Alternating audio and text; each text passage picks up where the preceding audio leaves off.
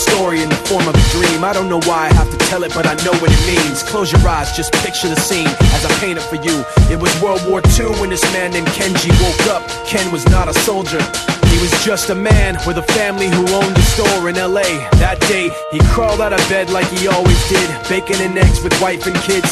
He lived on the second floor of a little store he ran. He moved to LA from Japan, they called him immigrant. In Japanese, he'd say he was called Issei. That meant first generation in the United States, when everybody was afraid of the Germans, afraid of the Japs, but most of all afraid of a homeland attack. And that morning, when Ken went out on the doormat, his world went black, cause right there, front page news, 3 weeks before 1942, Pearl Harbor's been bombed and the Japs are coming. Pictures of soldiers dying and running.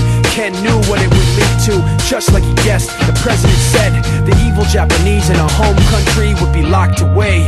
They gave Ken a couple of days to get his whole life packed in 2 bags. Just 2 bags, couldn't even pack his clothes. Some folks didn't even have a suitcase to pack anything in, so 2 trash bags is all he gave them. And when the kids asked Mom, where are we going, nobody even knew what to say to them. Ken didn't want to lie, he said the US is looking for spies, so we have to live in a place called Manzanar, where a lot of Japanese people are. Stop it, don't look at the gunman.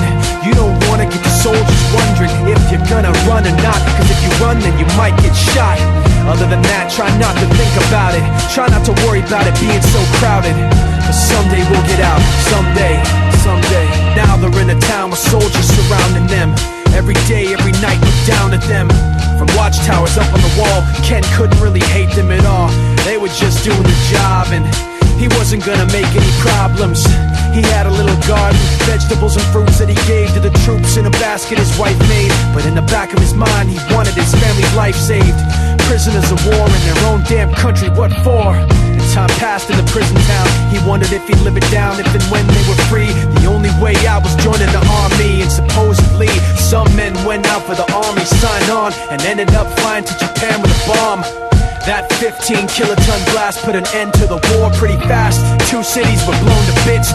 The end of the war came quick, and Ken got out big hopes of a normal life with his kids and his wife. But then they got back to their home, and what they saw made him feel so alone. These people had trashed every room, smashed in the windows and bashed in the doors, written on the walls and the floor, Japs not welcome anymore.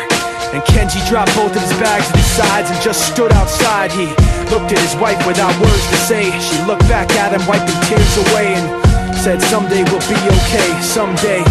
Now the names have been changed, but the story's true. My family was locked up back in '42. My family was there where it was dark.